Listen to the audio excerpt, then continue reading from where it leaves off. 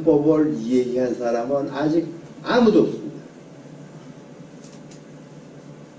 그래서 이러한 그 나와 있는 것만 에이 그거 다 나와 있는 건데 뭘 새삼스럽게 강의를 해 이런 얘기도 할 수 있죠.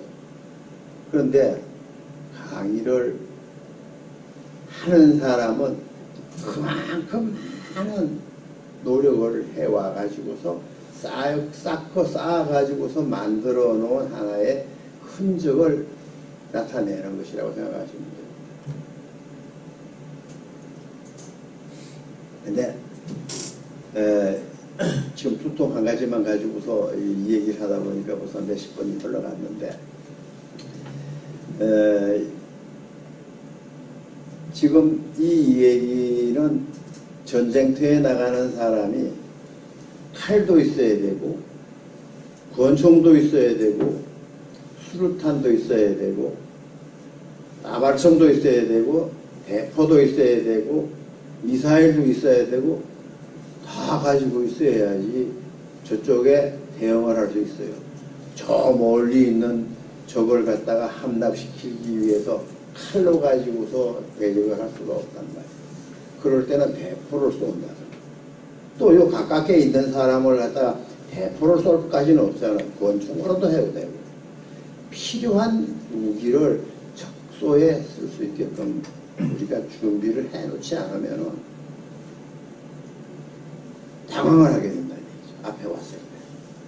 그래서 언제든지 내가 쓸 수 있는 무기는 내가 준비해서 가라마라 이런 얘기를 말씀드릴 수가 있습니다. 제 얘기 공감하십니까? 네.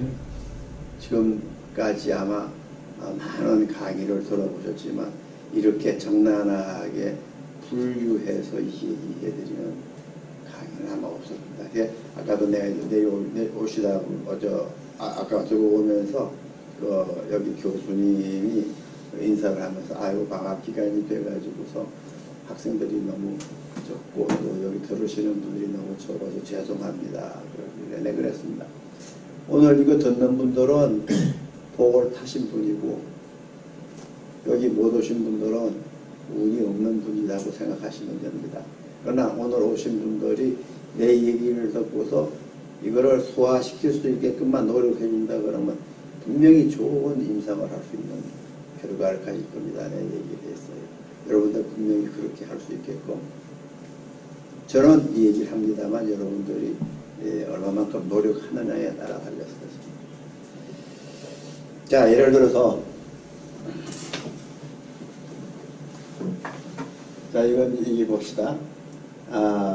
가장 원론적인 시비, 아까 얘기한 그 활용, 이것이 첫 번째, 이 정경을 얘기하는 것이고, 그럼 정경을 얘기하는 것 중에서 우리가 오수열이라는 게 있죠. 각 경맥에 정형, 수, 경, 합해서 오수열이 나온다. 자, 오수열을 제대로 알고서 있는 사람이 10명 세워놓고 물어보면은 3명도 없어요.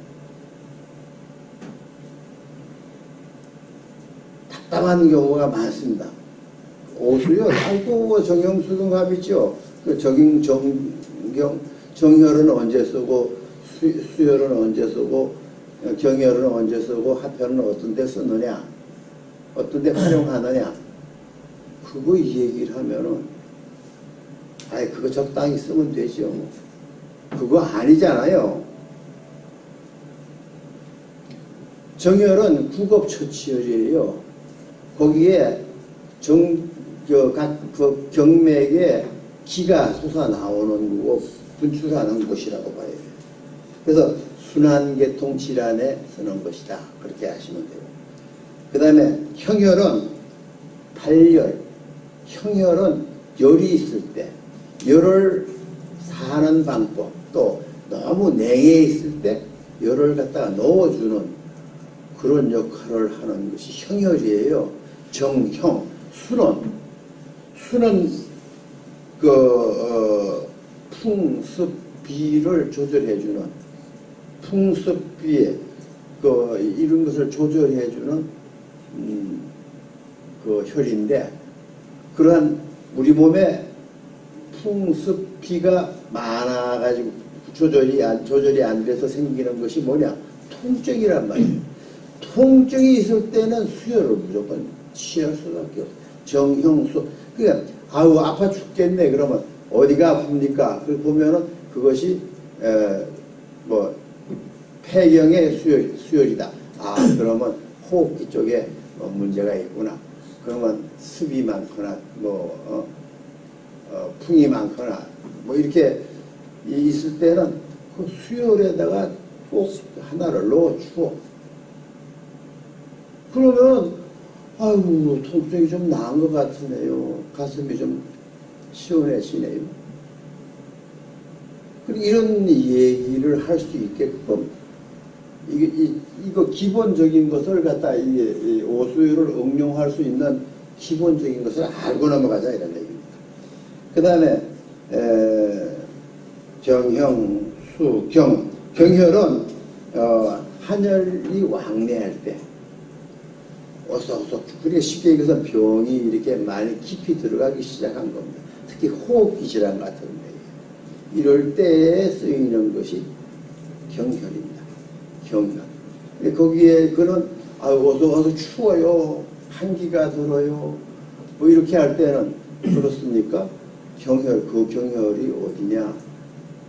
그 병에 난 병맥의 경혈이 어디냐?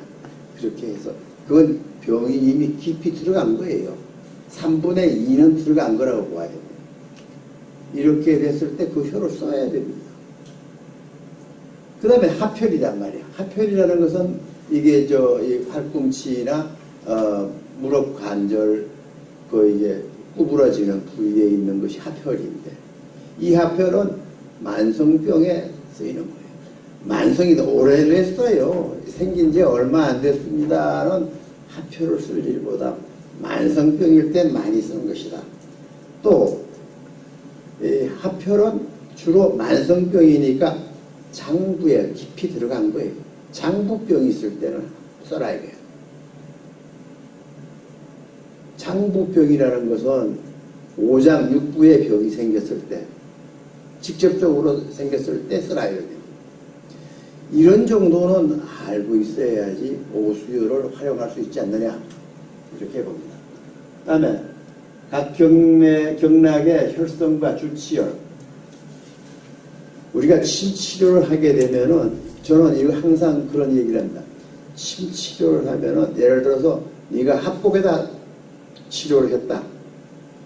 그러면 왜 합복에다가 놨느냐? 설명이 돼야 돼요. 왜 합복에다가 놨느냐 설명이 될 수 있게끔 준비가 돼 있어야 된다.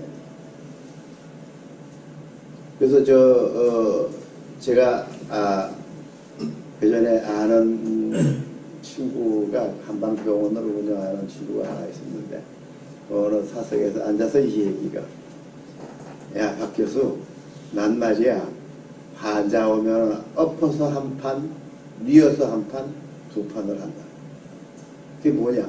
똑바로 누워가지고서 한 판 하고 또 다시 엎드려서 또 한 판 하고, 그러면 침이 몇 개나 들어갔냐면 침 숫자는 말도 못한다는 거죠.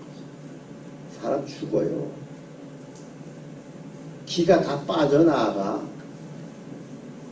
근데 그 기를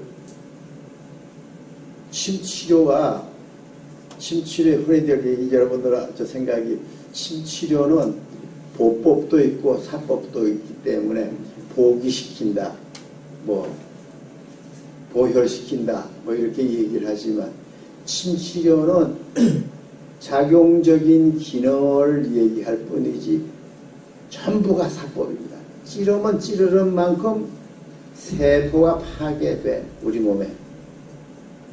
찌르면 찌르는 만큼 우리 살갗에 있는 조직이라든가 이런 것이 파괴가 되기 때문에 그걸 재생을 하기 위해서는 우리 몸에서 그만큼 빠져나간다는 얘기죠. 그렇기 때문에 침치료는 해로 숫자는 적게 만들어라. 그래서 가장 적게 만드는 것이 사암침이 한 4개, 많으면 6개, 더 많으면 한 8개 정도 이렇게 사암침 그렇게 씁니다. 저 사암침 굉장히 많이 씁니다.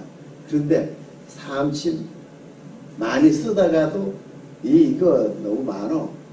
한 2-3개만 쓰면 될 걸 같다. 그러면